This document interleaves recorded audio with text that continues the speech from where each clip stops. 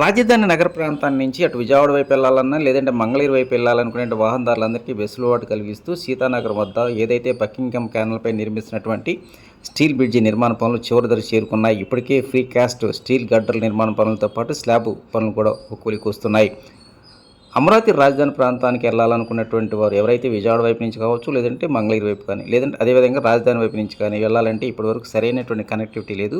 Seed access road నిర్మాణ పనులు కొలికొస్తున్నప్పటికీ ఇంకా ట్రాఫిక్ రద్దీ బాగా పెరుగుతున్న నేపథ్యంలోనే రాష్ట్ర ప్రభుత్వం ఎంతో ప్రతిష్టాత్మకంగా దాదాపు 70 కోట్ల రూపాయల వ్యయంతో 128 మీటర్ల పొడవుతో 4 వరుసల ఈ స్టీల్ బ్రిడ్జి నిర్మాణ పనులు ప్రారంభించారు.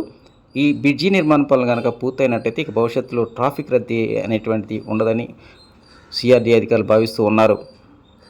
అమరావతి డెవలప్మెంట్ కార్పొరేషన్ ఆధ్వర్యంలో ఈ నిర్మాణ పనులు జరుగుతూ ఉన్నాయి. సీతానగరం వద్ద ఏదైతే బకింగ్హామ్ క్యానల్పై నిర్మిస్తున్నటువంటి ఈ స్టీల్ బ్రిడ్జి నిర్మాణ పనులు ఒకవైపు, అదేవిధంగా దీనికి పడవ వైపున కొండవీటి వాగు, అదేవిధంగా గుంటూరు ఛానల్పై కూడా మరో 2 వంతెన నిర్మాణ పనులు చకచకా జరిగిపోతూ ఉన్నాయి. ఎట్టి పరిస్థితుల్లో ఆగస్టు నాటికి ఈ నిర్మాణ పనులు పూర్తి చేసి అమరావతి వైపు వాహనాలు వెళ్లే విధంగా చర్యలు తీసుకోవాలని సిఆర్డీ అధికారులకు రాష్ట్ర పురపాలక శాఖ మంత్రి పి నారాయణ ఇప్పటికే ఆదేశాలు జారీ చేశారు.